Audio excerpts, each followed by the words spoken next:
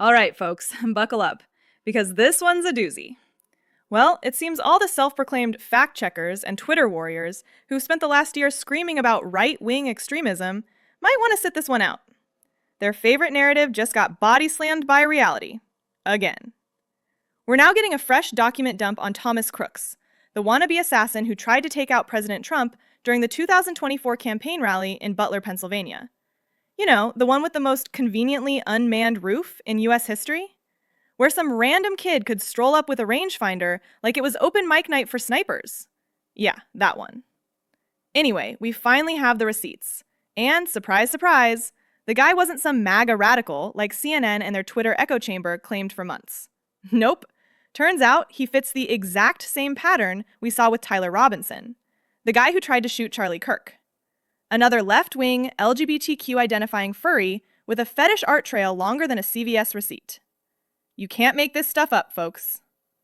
According to a New York Post piece by Miranda Devine, one of the few journalists still doing actual reporting, this kid wasn't some ghost who popped out of nowhere.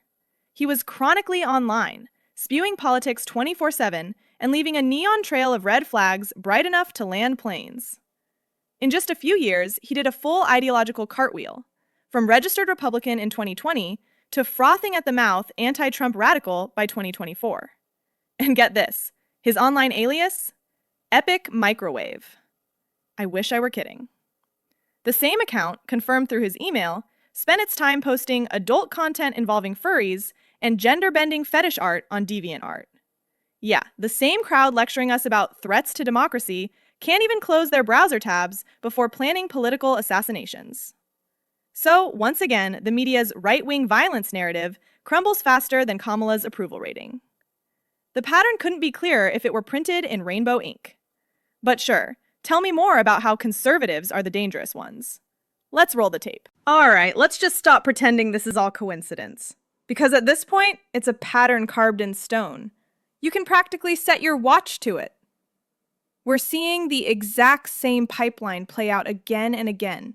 The Tyler Robinson formula.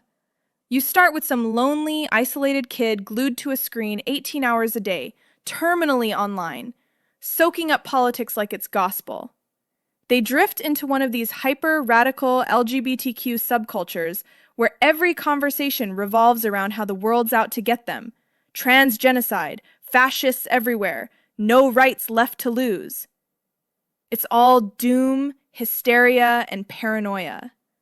And before long, that sense of perpetual victimhood becomes their entire identity.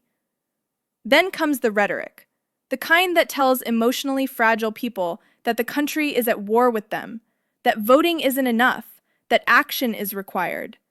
What starts as keyboard activism turns into justification for violence. Suddenly, the so-called fight for equality looks a whole lot like a call to arms.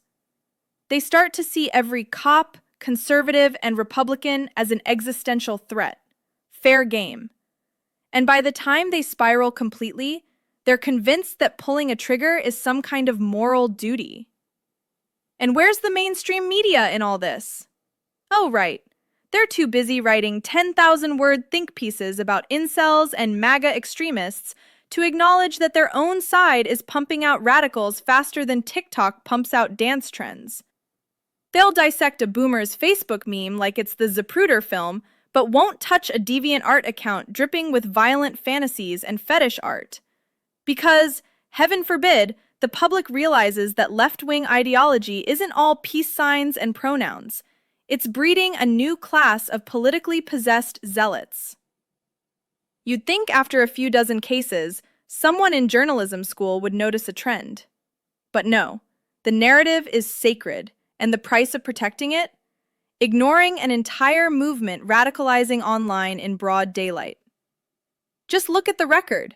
Steve Scalise shot by a Bernie bro. A Trump supporter executed in Portland by an Antifa thug. A deranged activist flying cross-country to assassinate Justice Kavanaugh. Tyler Robinson, now Thomas Crooks, and the list keeps growing. Campus riots, protests that look like war zones, threats against anyone wearing a red hat. Meanwhile, the establishment clings to its favorite bedtime story, that white supremacy is the nation's biggest threat. Please, we've never had a MAGA shooter, not once. But every time a left-wing radical pulls the trigger, it's suddenly complex and too early to speculate.